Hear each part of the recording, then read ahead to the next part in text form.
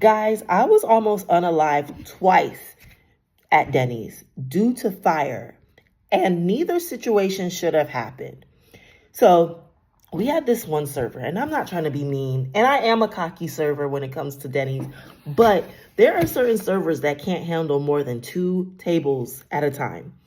And I don't know what type of booger sugar my GM was snorting, but he scheduled her on a Sunday. And anybody who works in the restaurant industry knows that Sundays are spiritual warfare. You got the chaos of the kitchen, the church crowd, all these moms, these stay-at-home moms want to go out to dinner. It is pure madness to schedule somebody who is a rookie or not a strong server on a Sunday was pure sabotage. So she's messing up every order. The kitchen is getting mad. They're cussing her out. The expo is getting frustrated. So out of frustration, she just quits, walks out. So she's outside. She goes outside, smokes a cigarette, throws the cigarette. Now, I don't know if she did this intentionally to try to kill us, unalive us, or it was pure accident. She throws the cigarette into the bushes. The bushes catches on fire and Denny's was on fire. That was the first time I was almost unalived at this job. Now, the second time I was almost unalived, we had this cook, and he was a whore. Okay, not an ordinary whore. Okay? And you can smell the chlamydia on him. You know when you look at somebody, you be like, I wonder if you have an STI. Maybe it's just me. But he was cooking, and he saw one of our servers that got fired for allegedly stealing. And so she's coming back to the restaurant. She's like, I got hired at IHOP, but there's no money at IHOP. I didn't steal anything. I was wondering if I could talk to the GM and see if I could get my job back at the restaurant. So she's talking to us about how IHOP wasn't making no money on second shift.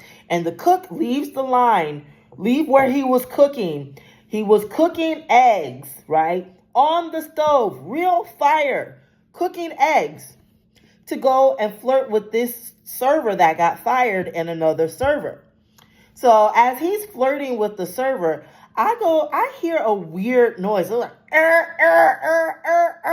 and I'm like, when you work in the kitchen in the restaurant, you're used to hearing the fryer, the microwave, the water heater going off. But this sound I've never heard at this restaurant, ever.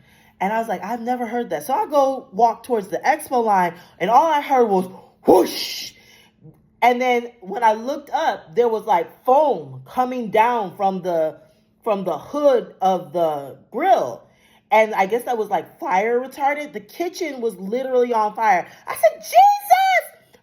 The kitchen's on fire. I grabbed my titties and my wig, and I bolted towards the door. The cook is bolting towards the fire extinguisher.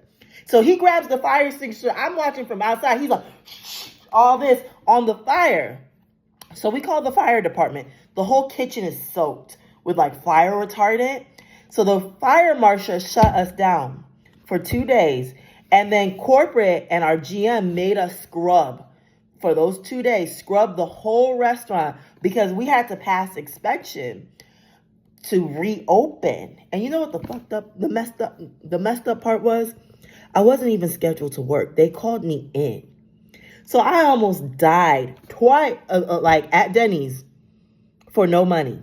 I clearly clocked in. The kitchen caught on fire, clocked out.